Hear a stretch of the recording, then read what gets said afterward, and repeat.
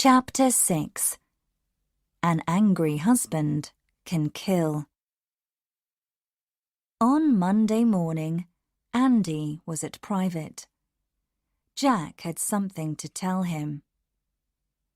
"I can't sleep," Andy said. "I think about Shelby all the time." "Andy," said Jack, "we talked to a lot of people about Shelby. She had a lot of friends, you know that. And we found one very good friend, the movie star Bob Santangelo. She saw him every week." "That's not true!" shouted Andy. "She loved me." "Maybe she loved you," said Jack. "But she loved Santangelo too. Did you know that?" "No, I didn't!" shouted Andy. "It's not true!" Andy left. Jack and Si talked about Santangelo. "Did Andy know about Santangelo?" asked Si. "I don't know," said Jack. "An angry husband can kill, you know," said Si. "I know, Si," said Jack. "But Andy's a good man, and he's my friend. He didn't kill Shelby." "I understand. You don't want to hear it," said Si. "But maybe he did." Justine was at the police station with Lieutenant Nora Cronin.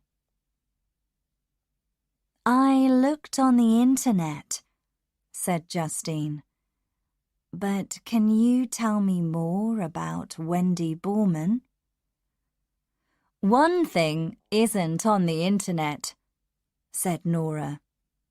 "An 11-year-old girl called Christine Castilla saw something.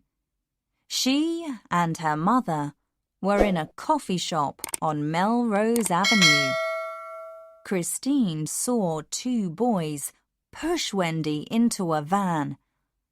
Her mother didn't see anything, and Christine didn't see a lot. The boys were white. One had a long nose and big ears. The other had long hair."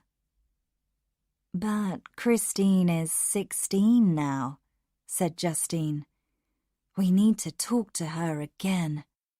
Chapter 7. Help from Si's Friends. Si lived in an apartment with a lot of computers. On Monday evening, he sat at a computer and talked to his friend Kit Kat in Sweden. "You asked about cell phones," said Kit Kat. "I can help. Someone in the United States of America has a new program. It can find a phone and get inside it. Then it can send messages from the phone, and nobody knows it is happening." "That's great, Kit Kat," said Si. "Do you know who made this program?" "His name is Morbid. He's American, I think." "Thanks, Kit Kat. You're wonderful." Then Si sent a message to his friend Darren, who was in India. Darren played games on computers. "Do you know a player called Morbid?" "Yes. I saw a message from a player called Scylla about Morbid on Saturday." "What did he say?" "He said, 'I'm playing a new game with Morbid. Then there was a message from Morbid the next day. Scylla can fly. He flew off his terrace. Flying is easy, but the streets are hard. Cy looked on the internet. On Sunday, a man fell off a terrace in Los Angeles and died. His name was Jason Pilzer. Was that Scylla? Cy thought. Cy met Jack in a coffee shop early on Tuesday morning. Jack, I have some news. Lots of people like playing games on the internet. In some of these games, you kill people, but you're playing. It's a game. I think some men in Los Angeles are playing a game, but they are really killing people. Not on the computer, but on the streets. Who are these men? Asked Jack. One man was Jason Pilzer. His computer name was Scylla. Another man is Morbid. Scylla died on Sunday night.